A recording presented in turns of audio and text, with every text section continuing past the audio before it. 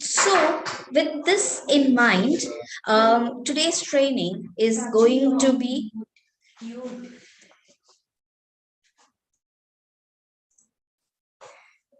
I hope you are able to hear me now. Okay, so I repeat myself, whatever I said. So I'm Sachu Ramalingam, and I head the Center of Well-Being from the head office of Lighthouse Learning, which takes care of both Euro schools and the Billabong High International Schools. So my role is primarily to support the implementation of the mental health and the inclusive education vertical in each of your schools.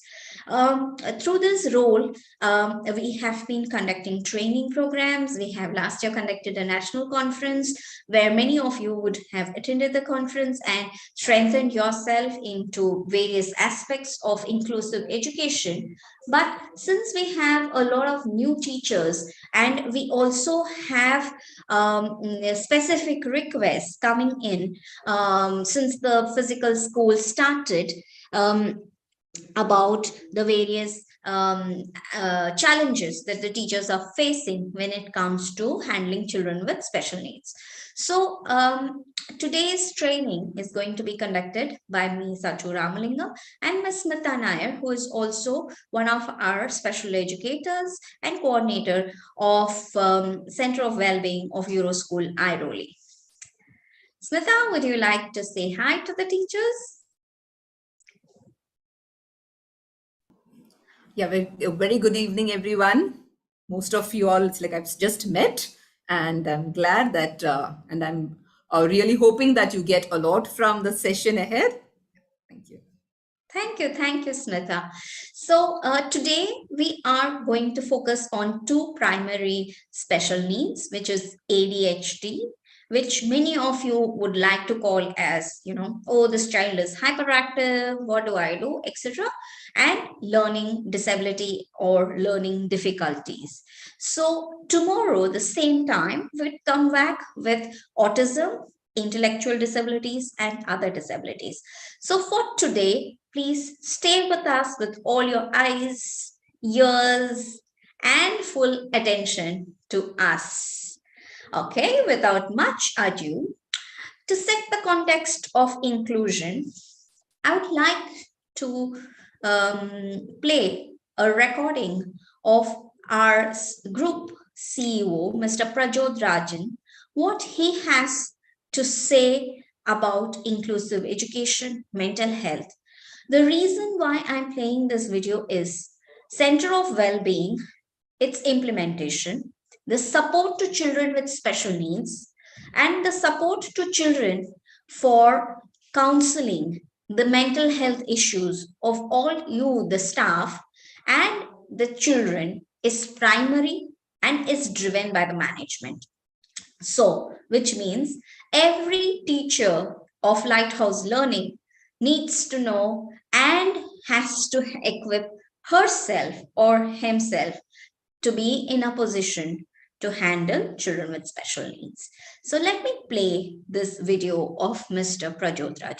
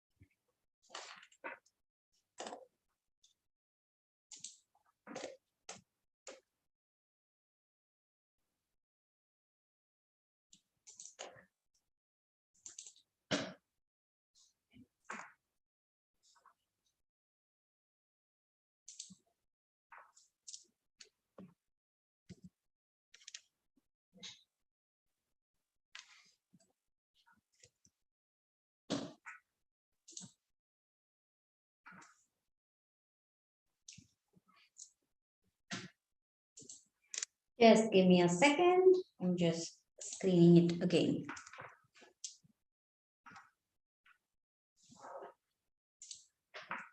Here we go.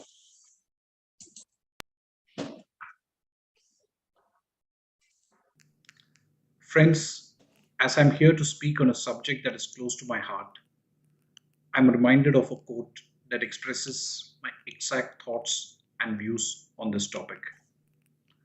The great Pablo Picasso once said, there is only one way to look at things and people until someone shows us how to look at them with different eyes. I believe that this thought stands true even when it comes to a concept as relevant today as inclusion. Moreover, in the educational segment, inclusion is no more a matter of deliberation. It is the key to building the future together. In a classroom setting, we know each student is different from the other and diverse in their thoughts, opinions, and actions. Through my experiences and learnings, I have discovered that no matter how inclusive we become, there is always room for more. The idea of inclusion has opened my mind to more possibilities to learn, unlearn, relearn, and include. It has also impacted the way I have been exploring the pedagogies from the perspective of inclusion. In the current context, the pandemic has transformed the way children are learning. While we look for ways to narrow the educational disparities, children are coping with the sudden changes in their lives whilst conditioning themselves to the new method of attending online classes. As this puts them under immense mental pressure, this is where an environment of inclusion would help them cope and become more accepting of the current situation, as well as provide them the motivation to keep marching ahead. But in order to enable this, we need to create a culture of inclusion, an inclusive world where not only our educators, but every stakeholder in the education ecosystem is sensitive towards others' feelings, share ideas, experiences, and perspectives openly, and thrive in an equitable world of learning. However, I also know that inclusiveness doesn't happen overnight. It is a slow process that needs to be tended up with care, attention, and with the right influence. But I know that all of us are on the right path. We will reach our stated goals if we work with dedication and compassion. Moreover, the Sustainable Developmental Goals announced by the United Nations that focus on inclusive and equitable quality education and promotion of lifelong learning opportunities for all has strengthened our resolve to focus on inclusive education and implement it at the core of our teaching methodology. Over the years, Lighthouse Learning has been at the helm of educational transformation where good quality, inclusive education has been embedded into our educational philosophy right from the early years, with a focus on building a dynamic and inclusive learning environment. Our exclusive Center of Wellbeing program operates across our numerous institutions to promote the mental and emotional well being of all children, along with cultivating a comprehensive learning atmosphere. Since each of us here feels so strongly about creating an equal world for our children, we are leaving no stone unturned to make our surroundings more sensitive and understanding to this whole idea. As a result, Lighthouse Learning is proud to announce the National Conference of Inclusive Education. This initiative is being conducted by Lighthouse Learning Center of Wellbeing in collaboration with SNDT Women's University's Department of Special Education. This conference aims to bring educational institutions and their experts under one roof to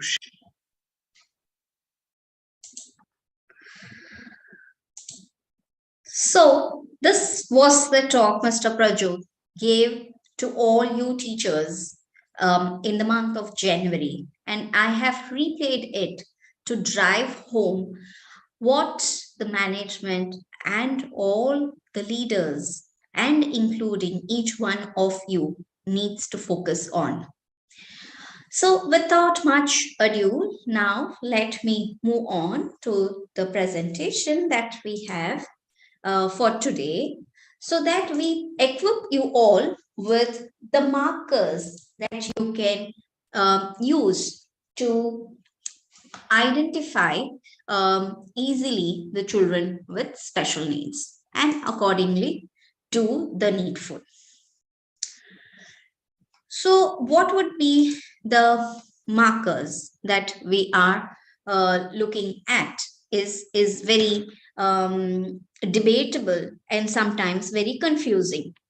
So, I'll just take us through this entire process so that we understand these markers and we implement it in our schools. The first thing that we also need to keep in mind is what is inclusion. So inclusion is means that all people, regardless of their abilities, disabilities, or healthcare needs, have the right to be respected and appreciated as valuable members of their community. Well, that is exactly what Mr. Prajot said, and Mr. Rahul would have also said the same thing when he had come to your regions to do the conferences and highlight what are the key strategic areas we are focusing for this year. So in your classrooms, now that physical schooling has started, you have different needs of children. You have children who are having low attention span. You have different educational background children, someone who's coming from a different country, has challenges with languages, and have different cultural background. Sometimes you would have children who are facing challenges with second language or the third language because they've come from different countries. So all of these are at the top of your mind while you are implementing your classroom transaction. Common difficulties that we get to see that we are addressing today are learning difficulties and ADHD, which is attention deficit hyperactivity disorder. Also, there can be a part of this which is called ADD, where there is only attention deficit disorder without the hyperactivity. We talk to you about that too. So these are the common terminologies that you teachers have been bombarded with, such as learning difficulties, learning disabilities, ADHD, dyslexia, spelling, dysgraphia, dyscalculia, not writing well, handwriting is poor, is throwing things at people, is bombarding other children, is hitting other children, cannot sit in one place, the letters are crowded, and also various other common problems. You all know about it. So today's session, we try to demystify as much as possible these vocabularies that you are bombarded with. So first, let's start with learning difficulty. A learning difficulty is a neurological disorder. So it is just not a disability that the child may be faking or the child is doing out of laziness or doesn't want to study. It is a neurological disorder. Diagnosed by the time the child is 7 to 8 years, early signs of learning difficulties are often picked up in the first 2 years of the school. So you don't have to wait till 7 to 8 years to diagnose, official diagnosis would come. But you as teachers can pick up early symptoms right from preschool. So all you preschool teachers, this is also for you. Children with LD have average to above average IQ. This is also a contested part. Many of the teachers and also maybe the school leadership team have discussed variantly and sometimes vehemently also. Why should a child be referred to a center of well-being for remediation if the child is scoring 75, 85, 80, 90 plus?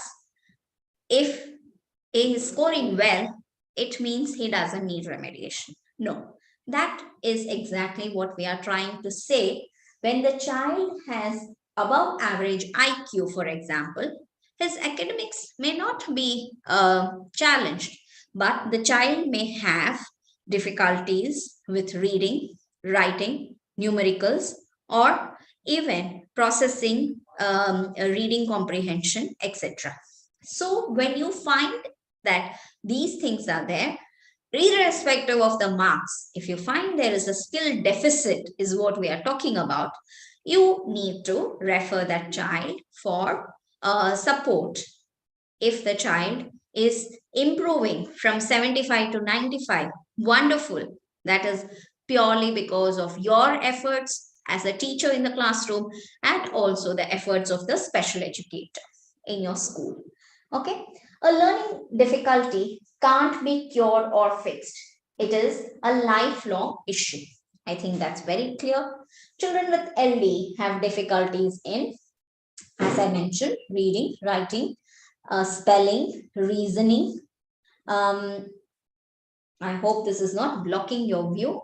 So, recalling, which where you would find that there are memory issues, or organizing information.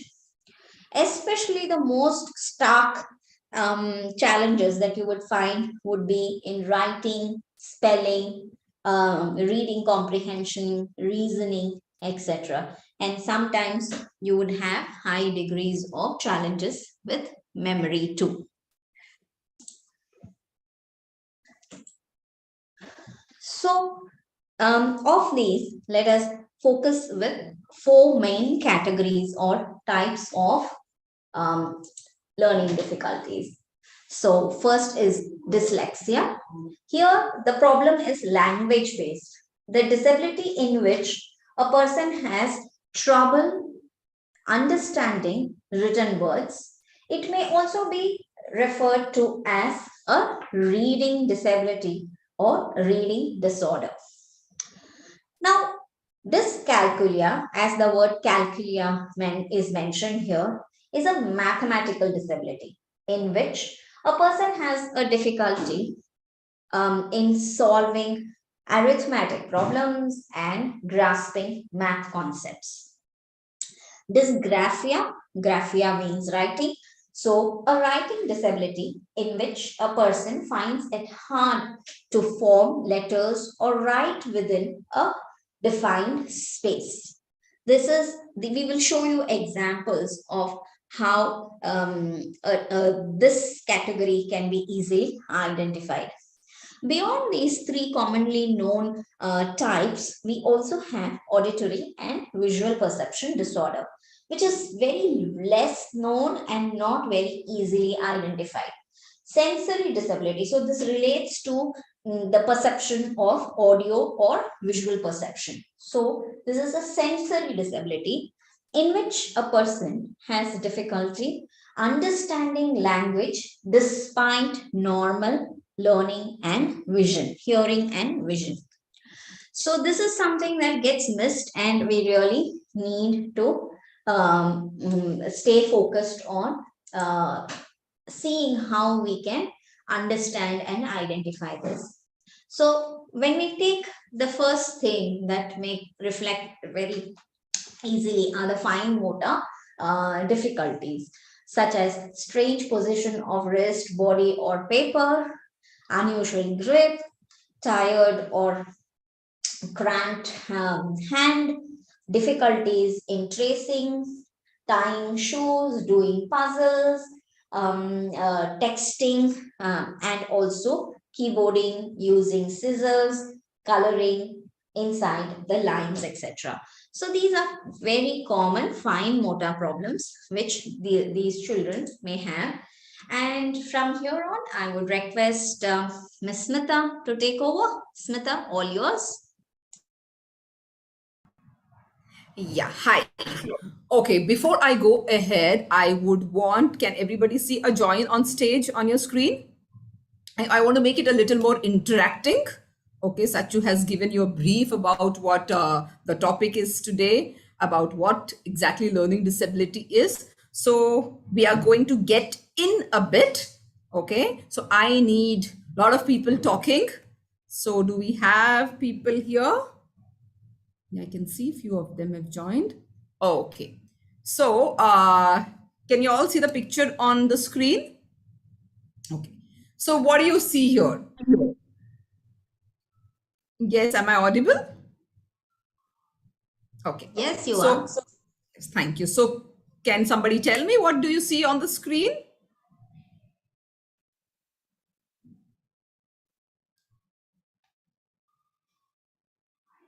We can put it on chat. Okay, somebody says two faces. Okay, these two faces and a vase. Okay, somebody can see a vase, two faces. Okay, anything else? Okay, okay, can we go to the next slide, ma'am? Okay, there's another one. Yes. What do you see here?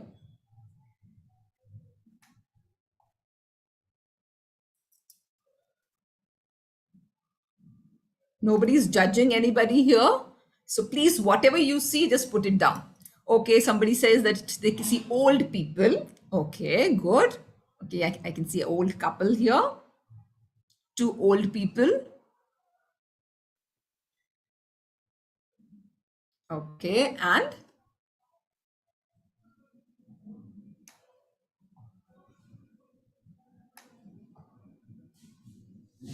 okay, somebody can even see a young couple. Okay, two people who are enjoying music. Okay, a lady standing. Okay. Okay, a vase in between. Okay, is there anything more that you see there? Okay, so ma'am, can you go to the next one, please? Okay, the next.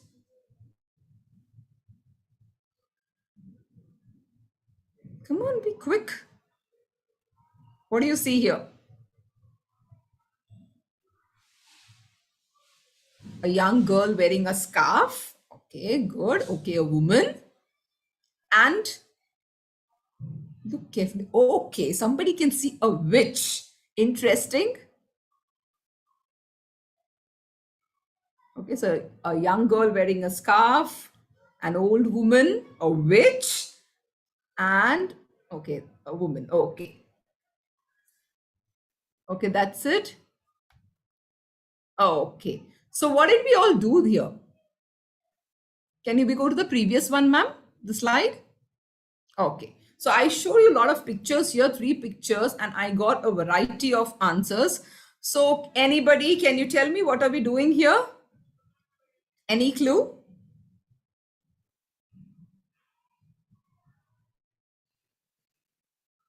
Excellent. Somebody said perception dot on. Okay, very good. Thank you, Preeti, and thank you, Suman. Yeah. Okay, this is exactly. Thank you so much. Visual perception. Okay, I think it's like, I don't need to go further. Like people are already giving me answers. Okay, so here what are we seeing is I gave you something when we see a visual stimuli, when we get a visual stimuli, you would have observed that everybody perceives it differently, right? Okay, everybody's like the first picture, when we go back to the first picture, okay, somebody said that they can see two faces, somebody could see a vase in between. The second picture, okay, some people could see a couple, an old couple, somebody playing a musical instrument, then somebody could see a lady playing, peeping out of the door. And there, even this picture here, yes, it's like I get different answers.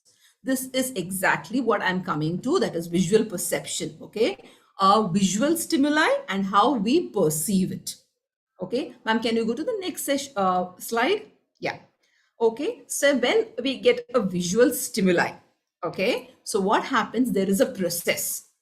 Okay, if you look at a picture, what happens? Example of the old couple. Okay, first you see a picture as a whole. Okay, then we get into it, we see if there is something which is different, then again process it, and then we get into the detailing. Like somebody said there was a lady peeping in through that old man's ear.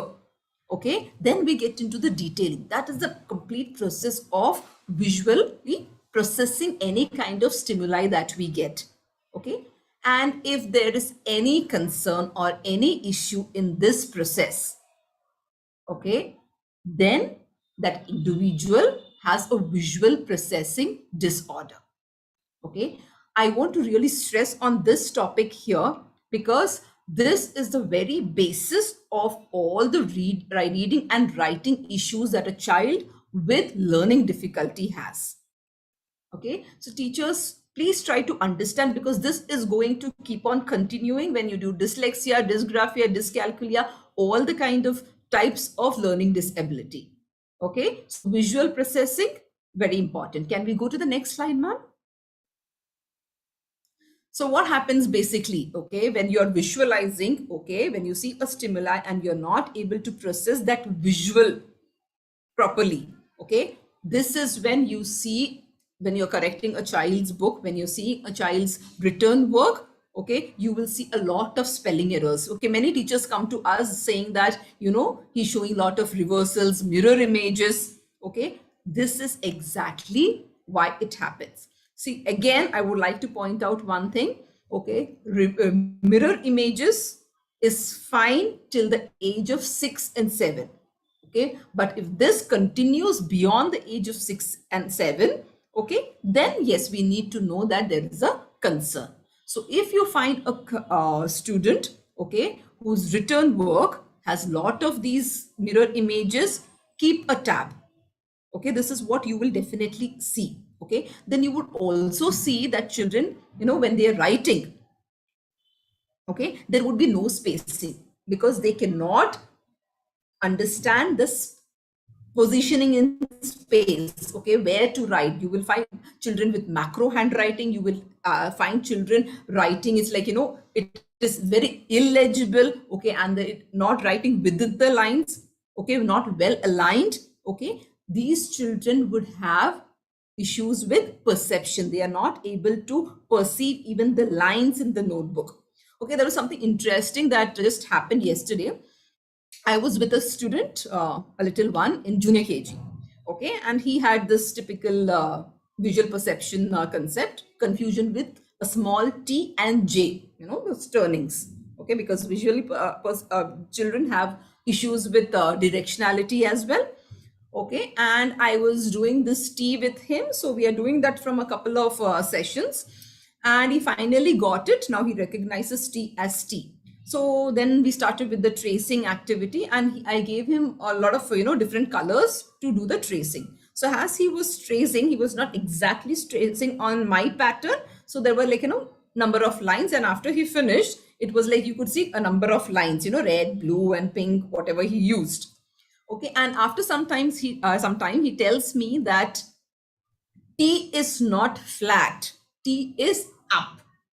Okay, I didn't understand initially. Then when I saw, I could relate to what his difficulty is. He was seeing it as a 3D image because of this line. That is how he was perceiving it. Okay, for us, all the lines are 2D. Okay, for him, he was viewing at it as a 3D image. So just imagine, okay, a child with visual processing disorder, how the child would be viewing the three lines, especially younger ones. Okay, when you see the pre-primary books, it's red, blue, you know, 4 lines, then a small space, then 4 lines. It is very difficult for them to perceive those lines, okay, and write within those lines. That's the reason you see that it is very disaligned. Okay, so with these children, might be, it's like, you know, one of the reason might be the child has a visual processing disorder. Okay, that's the reason the child is not visualizing, and that is why the handwriting, the alignment is not going right. Okay, the same thing. Okay, I am not perceiving Q as Q but as P, D as B. So when I'm writing things from the board, Again, the teacher has written P, I perceive it as Q. By the time I write, I would be writing something different.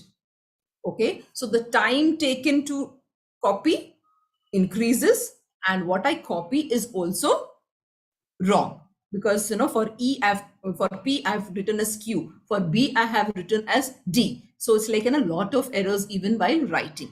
Poor handwriting we just discussed about because of the alignment issue, perception issues. The handwriting is not A. This is about academic. Okay, you can identify a child with visual processing disorder through your reading work or the writing work. Okay, then something like it's what is just written is clumsiness, banging into things. Why would that happen? Because visual processing disorder is not only limited to a notebook and the lines, it is about its surroundings as well. Okay, about positioning in space. Okay, I'm not able to understand that this space between the two tables, okay, would not be enough for me to pass by. Okay, that distance, okay, I'm not able to judge. Okay, would it fit me? It not. You will see with some children that is like, they pour over a glass, it overflows. Okay, that is because they are not able to estimate.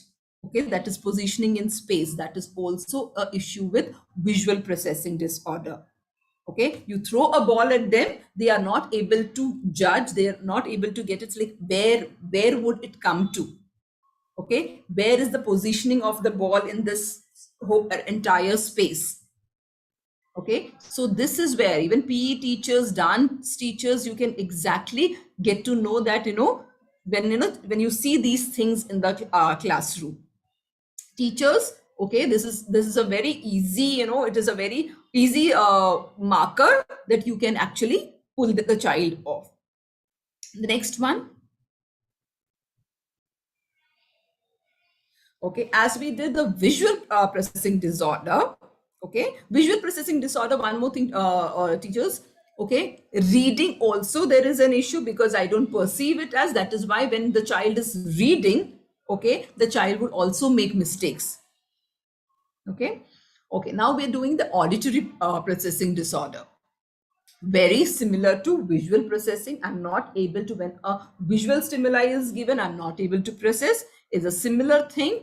Okay, auditorily, okay, and information is given to me, I'm not able to process it.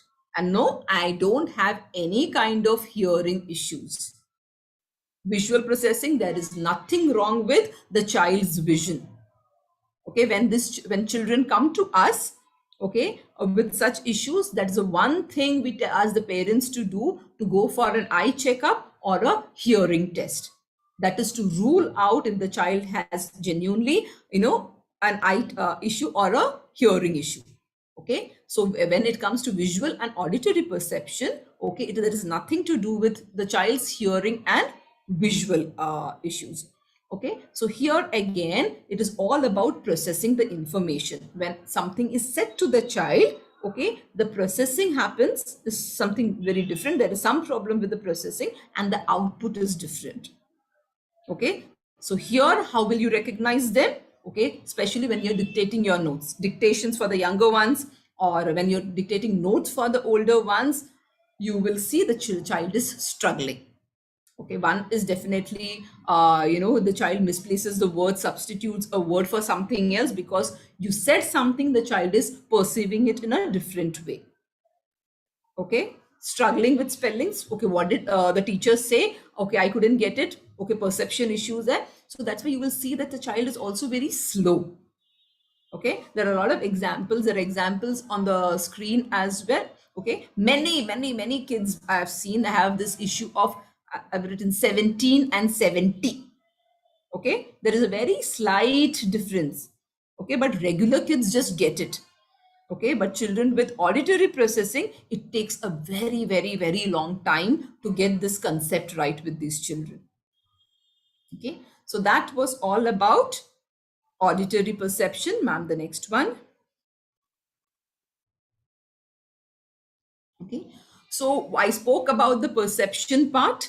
Okay, now you would see that, Okay, it continues, how it continues and how it affects the different other areas. Miss Sachu would help us to understand dyslexia better now.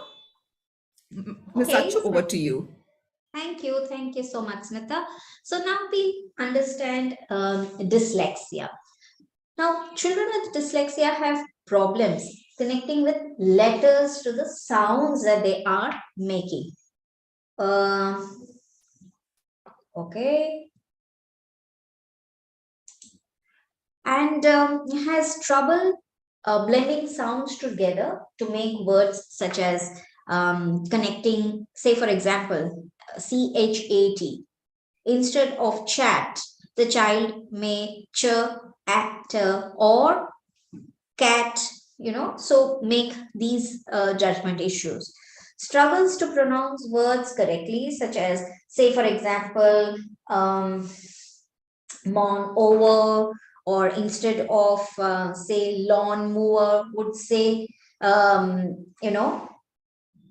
mon lower, so Uh, the words and the sounds get confused and interchanged. Similarly, we all know, okay, the child needs to say animal. Instead, the child would say, aminal.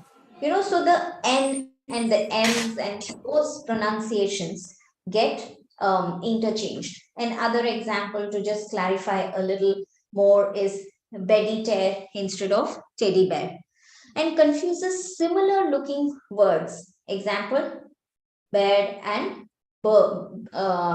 beard and bread. There you would see there are interchanging of the sounds and also the spellings that get interchanged. So basically, you need to look out for these markers where there are interchanging of letters to sound or connecting these sounds to how they write, and blending sounds together to make words. These are some important markers. Now, okay, I would also add one thing here, ma'am. sure, continue. Yeah. So when we talk about blending sounds, okay, the child may get the sound. Okay, the child, it's difficult for them to connect the sound to the letter. Okay, at times it may happen that the child may get the sounds of the individual letters as well. Okay, how would you understand that the child has concerns, or what I'm specifically talking about is children in pre-primary. Okay, others just get it that okay, act as cat. Okay, here you will see that the children have issues with syllabification, that is blending the sounds together. That is very very important here. Okay, because when you say that they're not able to connect the sound, they might connect it to the letters. Okay, but blending is one thing that is very difficult. Okay, so that is why when it comes to children with dyslexia, we completely means in majority of the times we rely on sight word reading. Okay, because they have this concern of blending sounds. And also when they are reading, okay, so this is for the teachers who, especially English teachers, because we do a lot of reading work in the class. Okay, when the child is reading, okay, they might substitute a word for another. Okay, maybe it's like the word is throw, the child has only seen th. Okay, the child continues with there instead of throw. The child will substitute the throw word with there. Okay, so the child is not reading the whole word. Okay, just two letters or something. It's like very similar, throw and there. Okay, th is similar, so they try to substitute that word. Okay, sometimes you will also see that they omit out words while reading. Okay, they will keep on reading. Okay, few words would be missing. Also, this one more thing is when they're reading, you would see that there is no punctuations, no stopping at punctuations, no halting at commas, no emotions in their when they're reading. They just go on and on. Okay, so when they do that, what is happening is they are not even comprehending what they are reading. Okay, sometimes the child may just read, but it's like the comprehension wouldn't be there at all. Okay, you will see that the child gets stuck with certain new words or bigger words, okay, maybe they'll just guess that word and go ahead because they lack word attack skills, that is word analysis skills. What do we do here? If there is an example I've given is as a carpenter, if I want to read, if it's a new word for a child, what do? We try to break the word carpenter. Okay, so here the child becomes difficult. They don't have that, as I said, syllabification is difficult, so chunking of sound is difficult. That is the reason the child finds it difficult to read an unfamiliar word. Okay, so when the child is reading, the child also reads in the reverse order. Okay, saw as to was. Okay, then because the child has, remember, visual processing. Okay, because the child is not able to process, not all children with dyslexia may have it. Okay, so children with visual processing disorder connected to dyslexia, okay, they are having difficulty visualizing the letters, the words, the spacing. So what happens for them to understand that letter, to understand the spacing, it takes a lot of time. So when the child is reading, you will see the child struggling with the letters, and the speed is really very low. Okay, so that is the reason the child would always avoid. Okay, when there is a reading session in the class, the child would avoid. Okay, maybe it's like there's a lot of visits to the washroom, or the child might feel sick. All those excuses might also come up. Okay, we have seen that happening in the class. So we actually advise the teachers, okay, not to make the children read aloud in the classroom, okay, when they know that the child is struggling, has dyslexia and struggling with reading. Okay. So now, dysgraphia. So as we said, graphia relates to writing. So has messy and incomplete writing with many cross cuts and many crushing of letters. Some spellings may look as if the child has written a word, but you as a teacher would be scratching your heads to understand what is this that the child has written.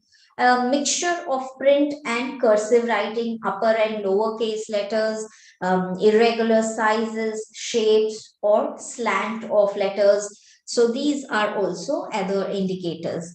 They demonstrate delays in learning to copy and to write. The child dislikes writing, just like in dyslexia, the child avoids or dislikes reading. Here, the most common symptom that you would see or marker that you would see is the child would avoid writing again, would want to go to the washroom often, would distract other children, would try to grab your attention, and would not be also finishing the writing part within the time that you give in the class, uses uneven spacing between letters and words, and has trouble even staying on the line. The handwriting will start from here and go up, or would not be on the line.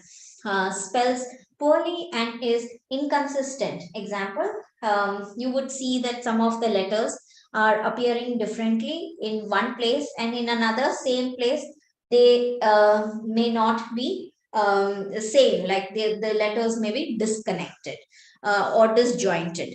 And also the breaking of the co-joint words, there also the child may have problem. Other thing that you would see is putting the punctuations, the commas and the full stops, continuously writing without the punctuations being there or the capitalization being there, etc. So, as I said, omitting, just like how in reading you saw omission and substitution, the same thing can happen with writing also. Omitted letters and words mixes up the sequence of letters. For example, dose for does or HLEP for help. And homophones are, again, nightmares for them. There, pain, for example, you all know homophones. So these are other markers that you can look for. In fact, we encourage you teachers at the time of admission, when you take the admission tests, and for example you have your CLTs or your admission question papers that you may administer for admission. Please look for these markers, and if you find that these markers are found, please share that answer paper of the child to the Center of Wellbeing Special Educators, so that they can flag off to the admission officer to ask the parent to submit any reports that they have or any medical reports that they have. So just don't wait for only review tests or the term one papers, but right from day one, right from the time that they are seeking admission, you can find these out. Okay. Fails to develop ideas in writing. The child is very good in explaining everything, verbal answers I'm very happy to give. I like to the women might say, my mother only asked me to give verbal answers. My mother said it's okay if I don't write, because a lot of things have happened at home during the pandemic. So that is also there. For example, the quantum of idea the child is able to express while verbally mentioning it versus the written expression may be very less. Gap between written ideas and understanding demonstrates, and these can be also understood when the child is speaking. Maybe the child is representing it better versus what the child is writing. So here are examples, and Smita will take you through this. You can see real time examples here. Yeah, when you see suppose of the first one, let's take the example. Okay, you will see a lot of mirror images. Okay, today I played with Noel and Theo. Noel is the spider, Theo is the frog, I am the sheep. I am the sheep. Okay, Theo, did you see? It's very difficult. He has missed a lot of, the student has missed a lot of alphabets, letters. Okay, there is a lot of substitutions. If you see a drumstick, did you see drumstick? Okay, it is separated. Okay, a lot of definitely spacing and aligning issues. Even if you see the handwriting, okay, it is not well aligned. Even when you go to the, see, even down B end is a substitution for the. Okay, the child is written B. The child very well knows that it is the, but it's like, it's substituted with the. The second one, when we got home, she went to the room, to the sink. She got her own pencils and papers and sat at the desk. Okay, that is what is written. For a teacher who is correcting a paper like this, okay, very, very difficult. So teachers, see, that is why I always ask the English teachers to give us the papers. So what happens is English, when the child is writing something on their own, creative writing, okay, the child is not seeing the answer. Many a times what happens when the child is learning an answer, okay, they just sight learn the word. So most of the spellings, those sight words would be, okay, somewhere correct. Okay, so it's like, it's difficult getting the teachers to difficult to get the child if the child has really issues with spellings. But when the child is writing on his own, the creative writing, okay, here what happens is the child has to get all the kind of spellings and things into paper. Okay, so here is where you will get to know that what the child is struggling with. You will not find any kind of, if you see punctuations, okay, there is absolutely, it's like hardly some places he has put the punctuations. Okay, there is a lot of spelling errors. Can you go to the next one, ma'am? Again, okay, go through it. It's like, it's very difficult understanding. It's a very sweet story that the child has written. One spooky and creepy night it is. Okay, the lights turned off the whole country. Can you see? He's replaced WHOLE, okay, to HOLLL. As ma'am said, homophones and homographs you can see it here. It was dark. Again, CK.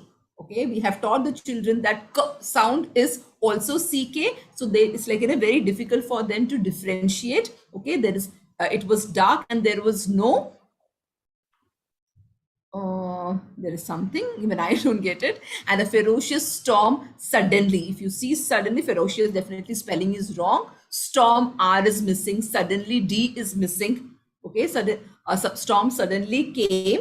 For came is some. Shining lightning in the here, and every single is GEL. That is a very typical spelling error. Person, SIN, okay, was shivering of fright. That is fright, not freight.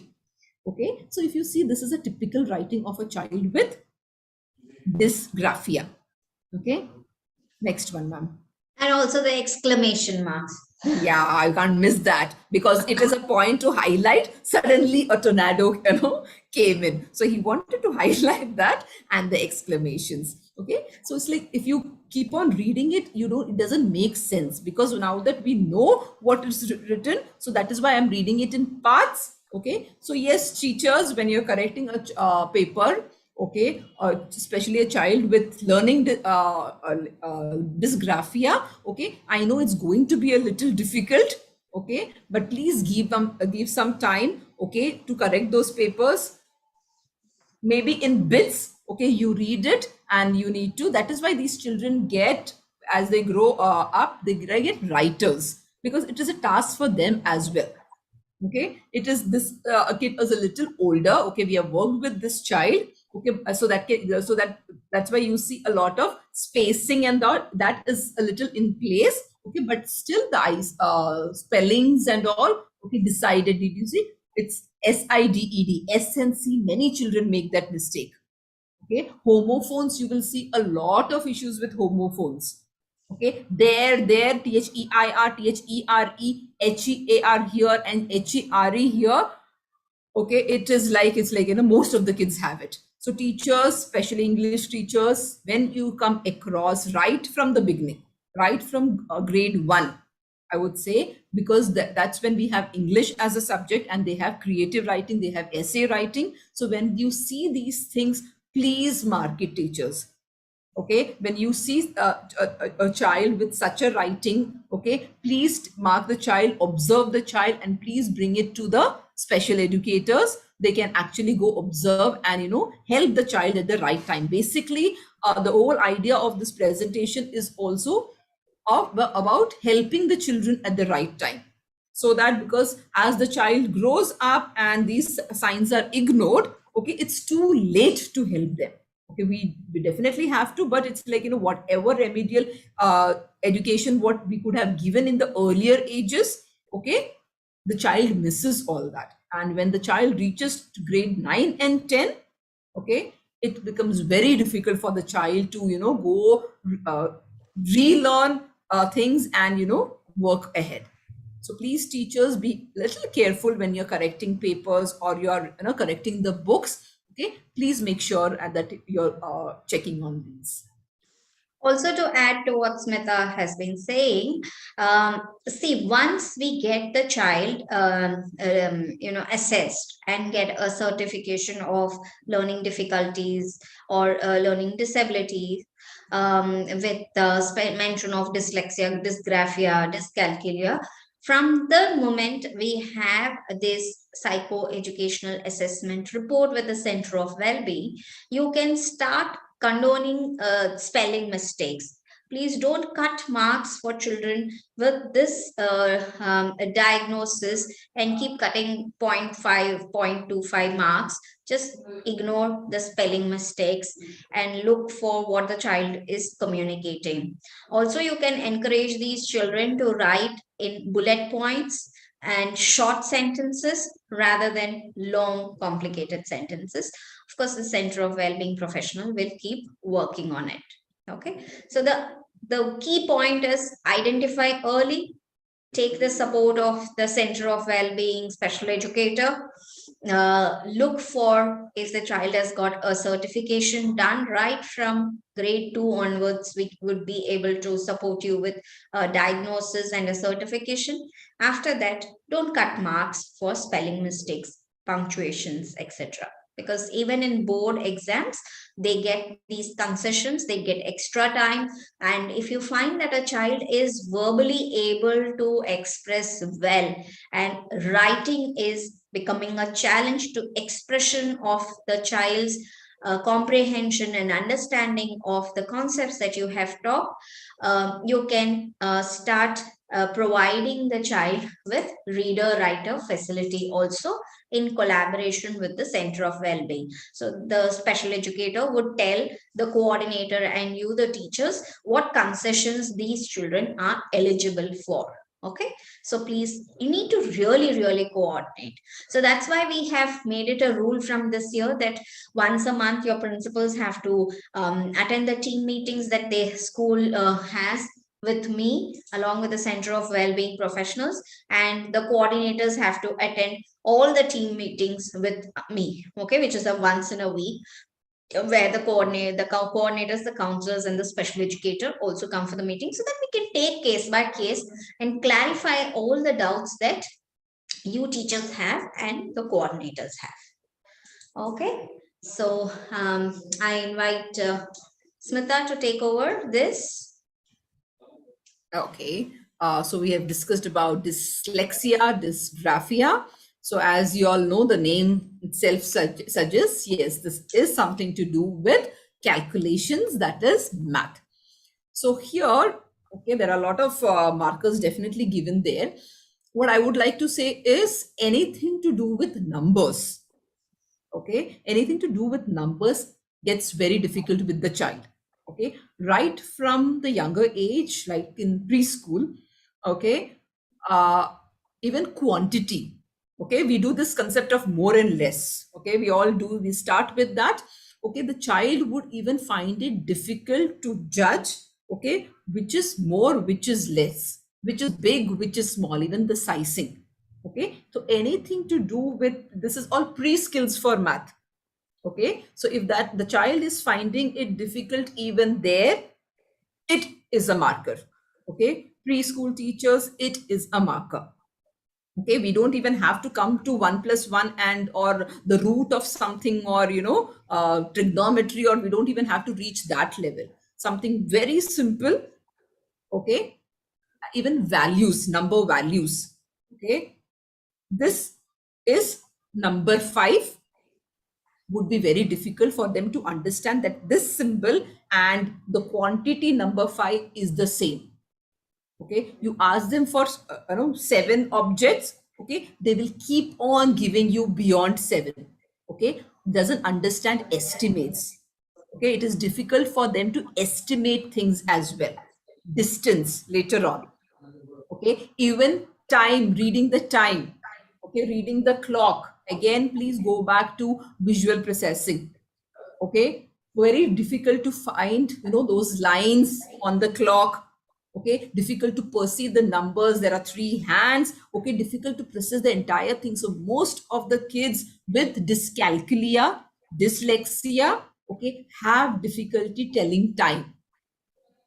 Okay, so that is why you would see many of our children wearing digital watches, not the analog watches. Okay, so anything to do with numbers basically is about dyscalculia.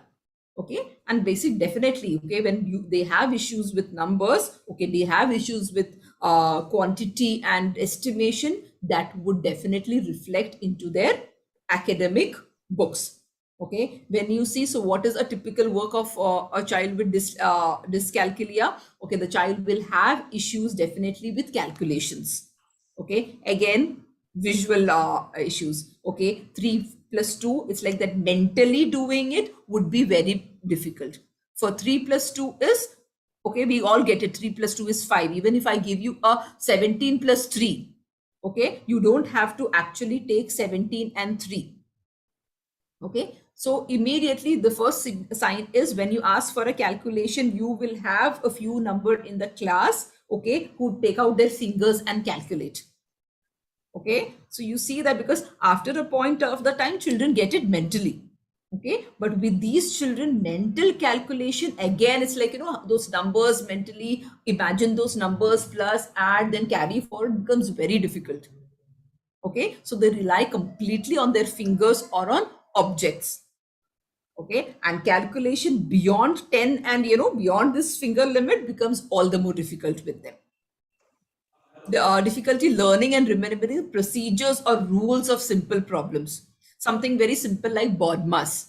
Okay, there is a rule to it. First is the brackets, of division and all that. It is very difficult for them to remember the sequence. And when a problem is given, okay, when to apply what, okay, difficult. So that is why you will see that it's like, they're not applying the formulae, or they are not applying the rule, and they keep on making mistakes. They start problems in the wrong order. Okay, this is very, very important. In this, again, you can see right from grade 1. Okay, you give 43 plus 3. Okay, so 43 is 4 is in the tens place, 3 is in the ones, 43 plus 3. Okay, 3 is also in the ones place. Okay, but when they have to do that vertical addition, difficult to figure out where to put that 3. Many of you will see that the 3 is always under the tens column. Okay, that becomes an issue. Okay, place values. Okay, place values becomes an issue. Comparisons, as I told you, okay, more, less, big, small, greater, lesser. Okay, so with our children, to teach these preconcepts, okay, takes a very long time. That is why many a times, okay, they're performing at a much lower grade than the peers, because it takes time for these concepts to get them, because they are really struggling with these issues. Okay, and as we discussed, it's applying formulas and rules. Okay, some sums, as they grow older, you would have seen it's like, it continues page 1, it goes to second page, there are steps and steps and steps. Okay, children gets confused. Okay, they miss on steps. Okay, so that is a complete issue with the children. Also, teachers, okay, I'll go to the samples, and then I'll explain it.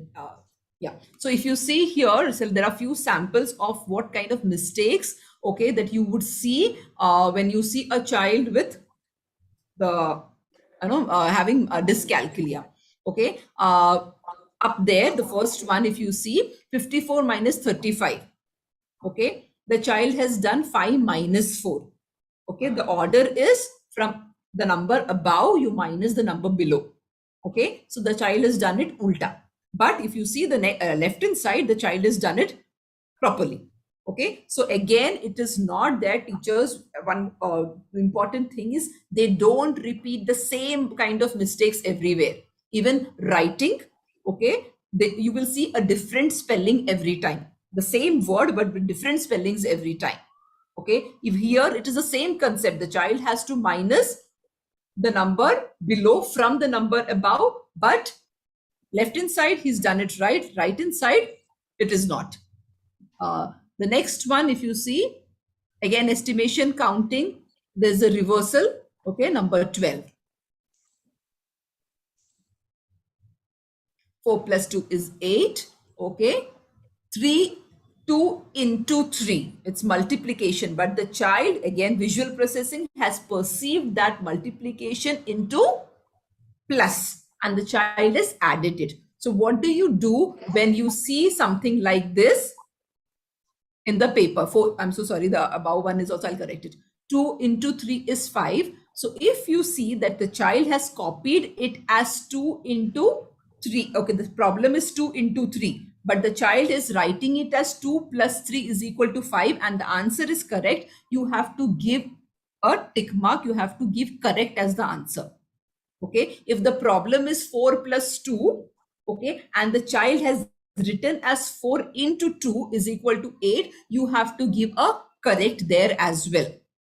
Okay, so but here are the mistakes what generally a child does. 4 plus 2 is 6. Okay, the child has perceived the plus as a multiplication. He has multiplied 4 into 2, that is 8. The second one, it is 2 plus 2 into 3. The child has perceived multiplication as addition, and gone ahead. Okay, 7 square, again 7 square is 49. Okay, what the child has done is 7 into 2. So this keeps on, continuing. So the next one that you see, 0, 10, 20. Okay, this is again estimation. Where would 6 come? Somewhere between 0 and 10, but the child has marked it between 10 to 20. So it is very difficult for them to estimate as well. Okay, so this was about dyscalculia. Again, teachers, I would say, I want to say this: when the sum is 4 plus 2 and the child is copied 4 into 2 and the answer is correct, 8, you have to give the child correct there. Okay, if he's copying it wrong, though the sum is wrong, but if he's given the correct answer, the math teachers will give the child correct. You cannot cut marks there. Yeah. Okay. So with these children, what happens later on if the child is diagnosed with dyscalculia? The child can use a calculator even for his exams. So in school, what we do is from grade 6, okay, we allow the child. Again, we see how difficult, the kind of difficulty, the complexity the child is having, and accordingly we let the child use a calculator for the examinations. Yes, ma'am. Is there? Yeah, you can continue. No, I was just asking, is there any concerns or any questions for learning difficulties? Or we take the questions later, ma'am? Yeah, we'll take the questions later. You can continue with ADHD. Okay, so until Smita comes back, ADHD is a common word that is sometimes misunderstood, misrepresented. Any child who is a little overactive is labeled as ADHD, or simply said he is hyperactive. But we are looking at three primary symptoms when we are looking at attention deficit hyperactivity disorder. That is the expansion for ADHD. So we are looking at inattention, hyperactivity, and acting impulsively. But for a diagnosis to happen, and sometimes from the pandemic the children have been at home, so parents would generally give you the feedback now, yeah, my child is very naughty, he's full of energy. So for a diagnosis to actually be consistent, and we need to have these symptoms at least for 6 months for diagnosis to be made correctly. So maybe 10-15 days settling time, 1 month, 2 months, the hyperactivity was there, and then the child settled down, then let it be. Also, we have shared with you a behavior checklist for each grade, right from junior KG, senior KG up to grade 8. So these behavior checklists are with your principals and with your coordinators and with the Center of Well-being. So we would ask you to mark the behavior checklist before you come to a conclusion whether the child needs any behavior modification also. So that would be a objective analysis. So he is easily distracted, doesn't follow directions or finish tasks, doesn't seem to be listening to what you're saying, he doesn't follow my instruction, is what you would feel, doesn't pay attention and makes careless mistakes, loses things, often forgets about daily activities, especially when to submit the homework, didn't do homework, has problems regarding daily tasks, doesn't like to do things that require sitting still. If they would like to go out and play, if there is a physical activity, there is a group activity, there is collaboration, there is a project work, there is a puzzle, yes, they love to do that. But if they have to sit in a place and read or write, then the tantrums may start. Often loses things, as I said, tends to daydream and avoid things. So often there is also fidgets. He or she is bouncing and while sitting, and is very attention seeking. Also doesn't stay seated. Has trouble playing quietly. Is always moving. Such as running or climbing on things. Just today, I had a call from one of the preschool saying that this child is jumping from one desk to the other, climbing on chairs, doesn't sit. So these are all very impulsive behaviors that you will see. There is often he is described as restless by parents, talks excessively, etc. And the parents may often think that this is fine. My child is just high on energy. Is always on the go, as if there is a motor attached to him, and you as a teacher must be thinking, oh God, where does this energy come from? And one of the main problems that you would also face is waiting for their turns, blurts out answers. The minute you say the question, I, and the child would blurt out for answers, not giving opportunity for others to answer, and interrupts others a lot. So these are some of the symptoms for impulsivity. Um, Smita, you would want to continue on this? Yeah, definitely. Yes. So, teachers, okay, I'm just spoke about hyperactivity and, that is ADHD and ADD. Many a times what happens when teachers come to us, okay, so like there are kids who are like very disruptive in the class, no, they don't let other children study, or, behavior a kind of thing, and they come to us, and it's like, they really feel, because we've given so many markers, it's like a pakka ADHD hai. Okay, I would request that please, as ma'am said, wait for some time, because for a child to be diagnosed with ADHD, okay, the child will show the same kind of symptoms, okay, for over a period of time, that is 6 months. Okay, but there is a very thin line between a behavior issue and a child being termed ADHD. Okay, sometimes what happens, the child is just misbehaved. Okay, the child is non-compliant.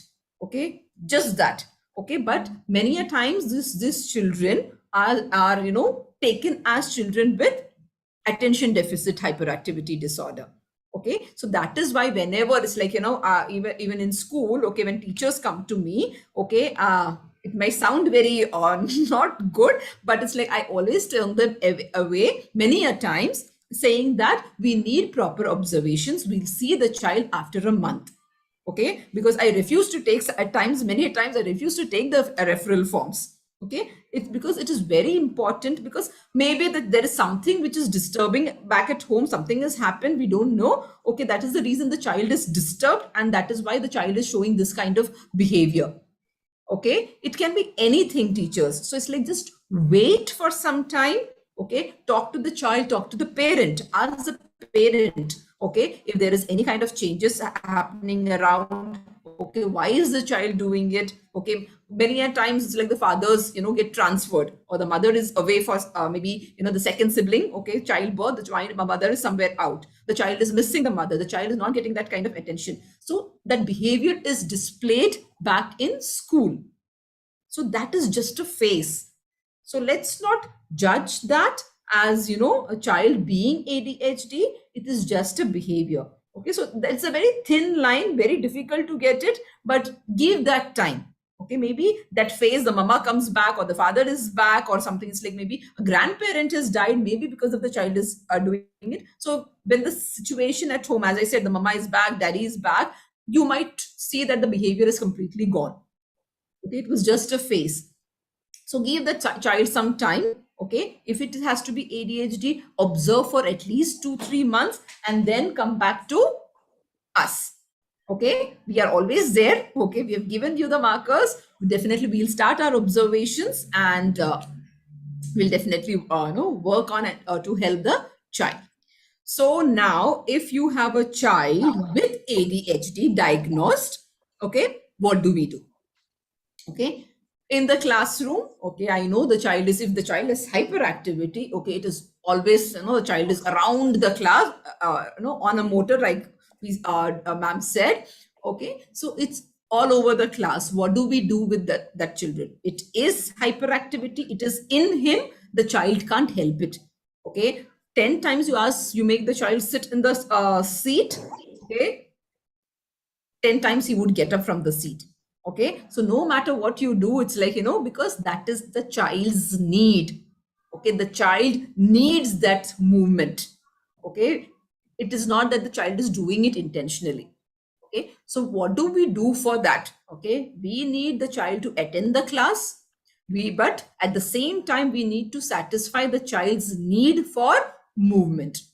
Okay, so what do we do? What do we as the teachers in school to do is give them lot of responsibilities or activities which is meaningful, rather than going around in the class, okay, just without any meaning, okay, aimlessly roaming around in the class. What the teacher can do is, okay, we are doing that with a senior KG kid now, just 2 days, that's just fresh, that's the reason I'm sharing. Okay, we have asked the child to collect all the pencils and erasers, because they have a big box of pencils and erasers which the teacher distributes, and they all write with that and they have to keep it back. So now this child goes around with the box collecting the pencils and erasers. Okay, distribution of books. If the teacher wants something from the other class, this child is sent to the other class, okay, to pick up the dusters or the erasers or whatever the child teacher requires. So that movement is also, that need is also satisfied of the child, and the child is doing something meaningful. Okay, so that is how we work with children with hyperactivity, I would say, okay, in the school setting. Then the other one what ma'am spoke about is children with ADD. Okay, that is only attention deficit. Okay, these children, you won't show signs of hyperactivity. These are these nice quiet kids in the classroom. Okay, every teacher would love, no nonsense at all happening, no trouble at all happening, sweet little kid sitting in just one corner to himself. Okay, every teacher would like that, right? Okay, so that might be a child with ADD, and many a times children with only attention deficit disorder, okay, they go unnoticed, okay, because they don't cause trouble. Okay, with these children, if they are diagnosed, okay, what do we do? Okay, attention deficit, okay, the attention is like drifting. Okay, it keeps on drifting. That is the reason the child is not able to focus on what is being said in the class. The attention drift, that is why learning doesn't happen. So we ask the teachers to place the child right in the front under the teacher's nose, because teachers, when we are in the class, we usually stand in the center or take a walk, and it's like, and we deliver the lecture. Okay, so there what happens, like when the child is right in the center, we ask the teacher, when the teacher is delivering the lessons, okay, when the teacher feels that, okay, the attention is drifted, tap on the desk or just give a squeeze on the shoulder, so that's like, the child is back to task. Okay, keep doing that in between whenever you can. When you're teaching, keep asking questions. When you question the entire class, make sure that in between you ask these kids as well, so that they, that, okay, they are with you. And always have a recap, okay, in between the class and at the end of the class, so that even if the child has missed something, okay, the child gets the concept. Okay, and yes, as I said, the attention is short. Okay, this is all about the attention being short. When you give an instruction, okay, it's too much for them. They hear only in parts, the rest is like gone. Okay, so for these children, the instructions has to be as crisp and simple as possible. Okay, provide a structured environment. I would say it's like, least kind of distractions. Okay, when you know that windows or the lights, or if you have a PA systems, it's like the bell thing outside your room, okay, make sure that the child is placed completely opposite to the main door, okay, because that is not distracting the child. Okay, children keep moving in the corridors, the child can get easily distracted there. Make sure that they're not sitting near the doors or the windows. The ideal seat would be right in the center. Okay, and as we discussed before, they need frequent breaks because that is the need of their body. Okay, give meaningful breaks. Okay, with children with ADHD, even during exams, teachers, okay, for them to sit for such a long duration, 2.5 hours, or let it be even 1 hour, it is difficult. Okay, after a short period of time, they lose their attention. With children with hyperactivity, it is very difficult for them to sit at one place and finish. They'll start fidgeting and all. We need give them a supervised break during exams. Okay, it can be just a 2-minute walk down the corridor, okay, or just go to the window, look outside, come back. That small, okay, just a 2-minute break. But these children require those breaks. Okay, so when you have these kids in your classroom, please make sure that you follow these instructions. It would really make it, easier for these children. Yes, Sachu ma'am, can continue. Okay, so we basically have tried not to clutter your attention and your imbibing capacities, and we have restricted ourselves to only two disabilities for today, so that the message home is very clear. And so, just in case, after the behavior checklist in collaboration with the counselor is done, after your waiting, you have done your best, you still see that a child may fall under ADHD, ADD, or when you have, in fact, this is a good time. Most of the schools, your review papers are on. You would find that, okay, some of the markers are there. Please take these papers and attach it to the referral letter. There is a format that we have circulated to the school. So all coordinators should be having printouts of referral formats.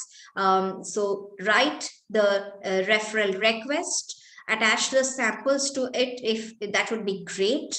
And once the referral form is submitted to the coordinators would submit it to the Center of Wellbeing Professionals. The counselors and the special educators, according to the need, would do a minimum of 3 observations. And these 3 observations, if it is for behavior issues, would span across a month. If it is a suspect of ADD or ADHD, it would span still longer.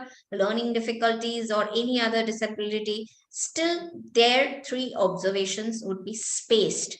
Don't expect them to come and do 3 observations then within a week, and then you expect the child to be taken over by the Center of Wellbeing, because we need to factor in various factors that we have talked about.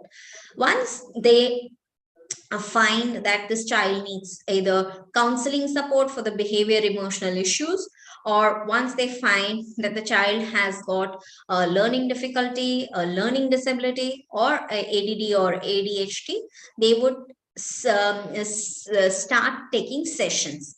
And these sessions would be a pull-out sessions during either the library period or the SPA period or the performing arts period or the CCE period or the ethical value education class, the zero period, or the PE class, the arts and crafts class. So these are various options where the child is not missing on academics, but the child is not interested in one of these things. Say, for example, the child is willing to let go of an arts class, or is not so good at games and is willing to let go of a PE class. So in consultation with the child, the Center of Wellbeing Professional will take that option and would put it on their timetable. Let's say, for example, Raghav every Wednesday in 4th period would come to the Center of Wellbeing for a one-on-one session. So for those, we have 2 categories of children which the Center of Wellbeing would divide. One is the children who are able to be on par with the curriculum, and they just need remediation. Typically, the two disabilities that we have talked about come under this category, and so they would do well with only remediation for these skill deficits. And the second larger concern category are the children who would be on individual education plan, where they are one or two grade level lower than the current grade in which they are attending. So those children would have an individual education plan, and they would be on more than 2 to 3 periods with the Center of Wellbeing Special Educator. And these children would not give the review papers, but would only give the term 1 and the term 2 papers. And to get them adjusted to writing exams, they would get a mock paper in the same setting with the same amount of concessions, the reader, writer, prompter, etc., as per the reports, the assessment report, so what do you say, recommendations, with a modified question paper as per what the teacher, the special educator, has taught. But for languages and for computers, we need a complete collaboration of the teacher. So remember, the special educator is not teaching content. The special educator is trying to give the child strategies and various other ways in which the skills that are a gap and deficit is being built. So once the skill deficit is built, say for example, reading comprehension is enhanced, auditory comprehension is enhanced, written expression is enhanced. Say for example, the child is able to listen and answer, or is able to improve the handwriting because of the learning difficulty, then you would find that the academics are improving. So do not, content is on the teachers. The child belongs to the classroom. Okay. The child is yours primarily as a teacher. The child, once comes for remediation to the Center of Wellbeing, doesn't belong to the Center of Wellbeing. It is not a special child. Do not label the child. Do not use the word special, special. Do not discuss about these children in elevators, in common spaces, in staircases, in staff room. When you are discussing, I think this is the third or the fourth time I'm repeating myself since May, since we started the training. Always refer to the child by the name and the grade and the division, just like how you would. Okay, so don't label the child that special child, this child, or any such words. Though in the social media you will find words like special, child with special needs, send child, that's again a common word, SPND child, when earlier this word was very thing, SPND child. So a special education child, send child. Also, when a child has got a shadow teacher in the class, use the word shadow teacher and not the word support teacher or assistant teacher or all those jargons. We stay professional and we call the shadow teacher. Now, if the child needs to sit right under your nose and you have a shadow teacher, don't send the shadow teacher back and the child in one corner. Then the purpose of the shadow teacher is not there. If the child needs one-on-one support and there is a shadow teacher, let the child sit in the first row, maybe on the side, and make the shadow teacher sit by the side of the child, so that she doesn't block the view of the other children. But the shadow teacher and the child need to be together if the one-on-one support is there. The special educators and counselors will let you know when the shadow teacher maybe has to go back and give the child the opportunity to learn to be independent of the shadow teacher when we are weaning off the shadow teacher. Okay, so with these a few suggestions, we end today's presentation from our end. But if there are any questions, we are more than happy to take. We request you to unmute yourself and ask your questions.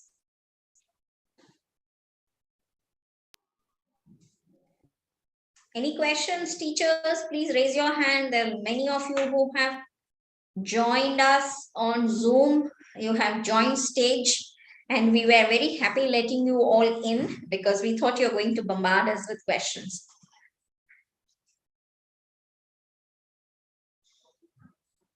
Are there any questions that you would like to type in the chat box? If you don't want to unmute yourself and ask, we are welcome to that too.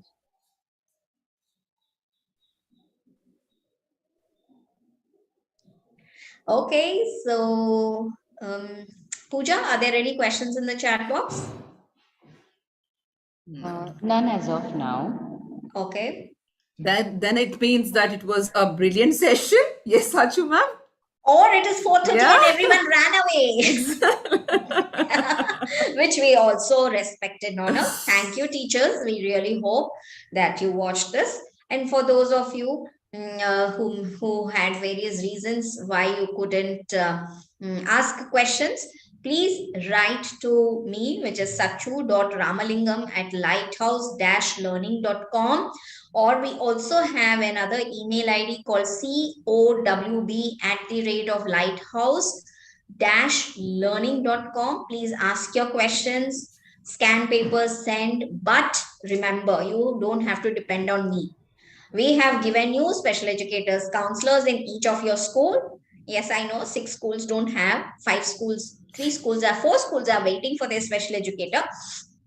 But for most of you have your special educator. So please take their help. And some of your counselors are also brilliant. They will help you. Don't worry if your special educator is not there. We are trying very hard to recruit them. Okay, so with these words, thank you so much for your attention, and we hope the session was useful. See you all again exactly at 3:10 tomorrow for another Power Pack session from us. Bye-bye. Thank you. Sachu, Yes. Smita, there is a question in the Chat box. I mean in the chat box, not in the chat box over here. Somebody has asked, please explain about hyper focus in these students and how to handle that. Hyper focus. Yeah. Is it hyperactivity they mean? We really don't know. Maybe they mean that the child is over focused on one activity and has a difficulty in transitioning from one activity to the other. If that is there, then that could be one of the symptoms for autism, ASD, which we'll discuss tomorrow. Because you have written hyper focus, we really don't know whether you're meaning transition problem or it is hyperactivity. But since you've said focus, I think we'll address that tomorrow. Okay, thank you so much. Bye-bye. We don't want to keep you holding. See you tomorrow at 3 o'clock. Thank you very much. Thank you.